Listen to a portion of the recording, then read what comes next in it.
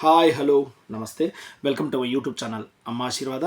ఈరోజు మనం మాట్లాడుకోబోయే topic big boss season 8లో నిన్న జరిగిన నామినేషన్స్లో ది డుబాకూర్ నామినేషన్ వేస్ట్ నామినేషన్. అసలు రీజన్ని కరెక్ట్గా లేని నామినేషన్ ఎవరిది ఏంటది అనే దాని గురించి మనం మాట్లాడుకుందాము. అది మాట్లాడుకునే ముందు ఒక నామినేషన్ గురించి అయితే మనం మాట్లాడుకుందాము. నిఖిల్ తేజాని నామినేట్ చేశారో దాని గురించి ఒక నిమిషం మాట్లాడిన తర్వాత మనము ఎవరిని అలా వరస్ట్గా డుబాకూర్ నామినేషన్ను ఏం రీజన్ అంత పవర్ఫుల్గా లేకుండానే నామినేట్ చేశారనే దాని గురించి అయితే మనము మాట్లాడుకుందాము.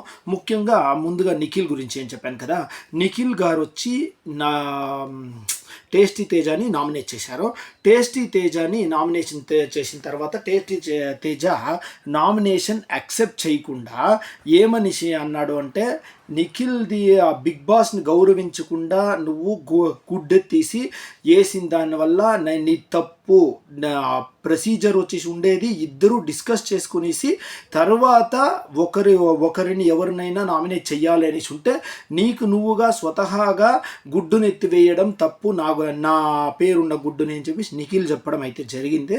దానికి తేజ వండుకునేసి నేను ఆల్రెడీ అది చెప్పాను, ఆల్రెడీ నన్ను నామినేట్ చేశారు, నాగ్ సార్ కూడా చెప్పారు, కాకపోతే మీరు వండుకునేసి నా తప్పు అంటూ ఉంటారు కదా, నా తప్పే ఓకే, యష్మి చేసింది రైటా రాంగా, యష్మి కూడా ఎగ్గేసేసింది కదా, యష్మి కూడా నా అభిప్రాయం లేకుండా వేసింది కదా, యష్మి కూడా తప్పే కదా అనేసి తేజ అయితే వాదించడం జరిగింది. అందుకు నిఖిల్ వండుకునేసి అది యష్మిని అడుక్కో, నీది నాకు తప్పు అని చెప్పేసి నేను చెప్పింది కదా అని చెప్పేసి అయితే నిఖిల్ చెప్పడం జరిగింది. ముఖ్యంగా ఇంకొకటి ఏంటంటే యష్మి వేసిన పొజిషన్, యష్మి వేయడానికి గల కారణం ఏంటి, ఇద్దరు డిస్కషన్ చేయకుండా తను పాటు తను ఎత్తి ఆ ఎగ్గెత్తి వేసేసాడు కాబట్టినే యష్మి వేసింది. తేజగన గుడ్డుగన వేయకుండా పోయింటే 110% యష్మి వేయనే వేయలాబ్దు. ఆ యష్మి ఏం చెప్తూ ఉండేది, గొమ్మన ఇలా నించొని ఒకే మాట చెప్పింది, బిగ్ బాస్ ఇది తేలేలా లేదు, తీవ్ర పరిణామం ఏమో అని అన్నారో అది ఆవిడ అమలు చేయండి, ఆ శిక్షకు మేము సిద్ధము అని చెప్పేసి అయితే యష్మి చెప్పడం అయితే జరిగింది. కాకపోతే తీవ్ర పరిణామం ఏంటి అంటే ఇద్దరూ కలిసి తీసుకోవాల్సిన డిసిషన్ ఒకరే తీసుకోకూడదు అని చెప్పేసి యష్మి నిలుచుకుంటే తేజ పెద్ద పోటుగాడు మాదిరి వెళ్ళి అయ్యో తీవ్ర పరిణామం మాకు వద్దు అని చెప్పేసి యష్మి డిసిషన్ లేకుండా ఎత్తుకొని పోయి నాకు నిఖిల్ ఎగ్గెత్తుకొని పోయి పాము నోట్లో వేయడం అయితే జరిగింది.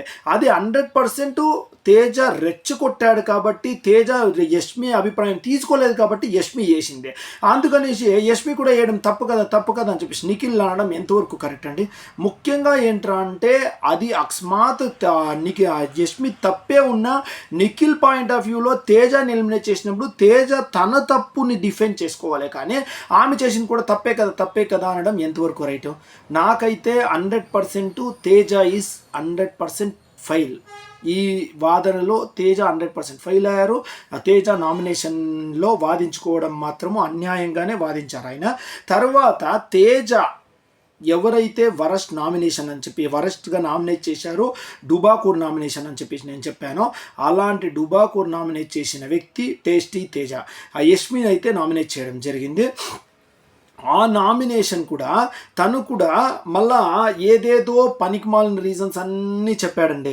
నువ్వు గుడ్డెత్తేసి వేసేసావు కదా, మళ్ళా అనక ఇది అక్కడ వచ్చేసి నువ్వు నిఖిల్ని సేవ్ చేయాల అనుకుని చెప్తే మళ్ళీ ఈడొచ్చేసి నాగ్ సార్ ముందర ఎవిక్షన్ షీల్డ్ కోసము నబిల్కి చేస్తే నేను నబిల్కే కదా చేసింది అని అయితే తను చెప్పడం అయితే జరిగింది.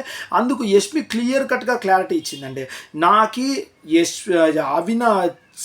నబిల్ కానీ నిఖిల్ కానీ ఎవరైనా ఎవిక్షన్ పాస్ తీసుకునేది ఇష్టమే, కానీ రోహిణి ఆట తీరు తక్కువ ఉంది కాబట్టి రోహిణిని ఎలిమినేట్ చేద్దామని అయితే తను చెప్పడం జరిగింది.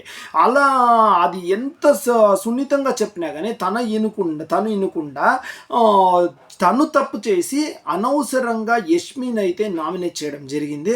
ఇది వాళ్ళిద్దరూ వాదించుకోవడం కూడా అంతే ఎగతాళిగా తేజ అనుకొని ఇట్లా అంటా ఉంటే కనుక గాలి నీ పక్క అది ఈ పక్క వేసి నా పక్క వస్తుంది అనేది తను వాదించే విధానం కానీ అసలు ఆ కాసేపులో హెడేక్ వచ్చిందండి. అలా వాదించాడు టేస్టీ తేజ అయితే. తనది తప్పు అని చెప్పేసి ఆల్రెడీ 2 days బ్యాకే నాకు సరే క్లియర్ కట్గా వినిపించారు.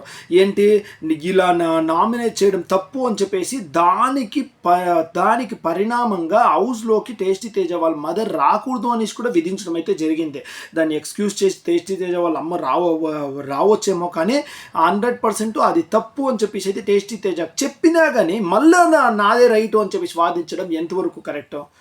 మీ ఒక అభిప్రాయాన్ని మీ కామెంట్ రూపంలో టేస్టీ తేజ ఎంతవరకు కరెక్టు, అతనిది రైటా రాంగా, నిఖిల్ది రైటా రాంగా, యష్మిది రైటా రాంగా అని చెప్పేసి మీ నిర్ణయం ఏంటో కామెంట్ రూపంలో తెలియజేయండి.